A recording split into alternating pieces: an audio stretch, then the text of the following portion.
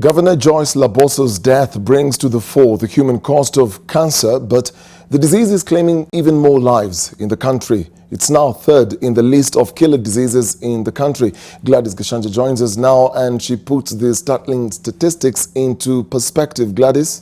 Well, thank you, Dennis. Let's talk about the story of cancer in numbers. Joyce's death comes barely 3 days after the death of Kibra MP Ken Okoth.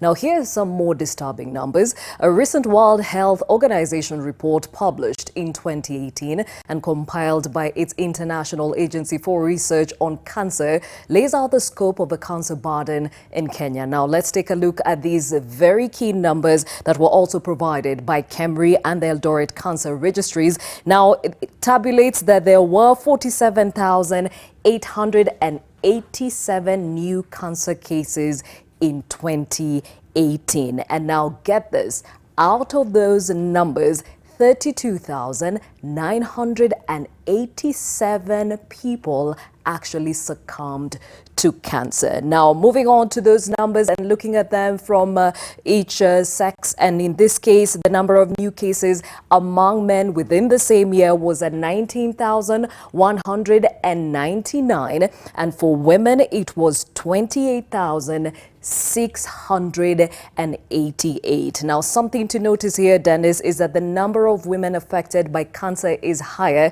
and it actually also reflects in the number of cancer deaths among men, which is actually at 14,215 compared to that of women that was actually at 18,772. Now, before we get to the top 3 cancer killers among men, it is important at this point to actually mention that the risk of developing and dying from cancer before the age of 75 is higher among women compared to men in that WHO report. Now, the top 3 cancers among men, as you can see, prostate cancer, esophagus cancer, and colorectal cancer, which is also known as the colon cancer. The top 3 cancers among women are breast cancer, cervical cancer, and esophagus cancer. Now, it is interesting to notice that these are things that cross over both the genders,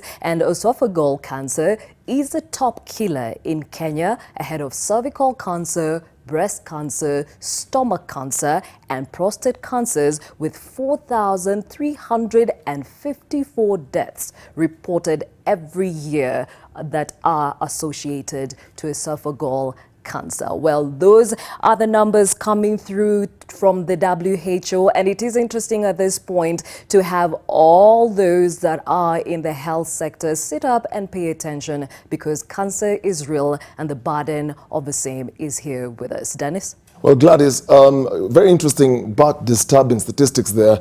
And I'm trying to recall Bridget's Ghana in Bomet interviewed a gentleman who said that esophagus cancer is actually the leading killer disease in Bomet. Is this really true? There is actually a lot of truth from that. There is another report that came out from the KEMRI and the Eldoret Cancer Registries, and it actually says esophagus cancer is the leading cause of cancer deaths in Eldoret, and also it tabulates other counties, 12 of them to be specific, and each of those counties has a different burden of cancer to look out. So this goes to inform that each and every county has a priority area to look into.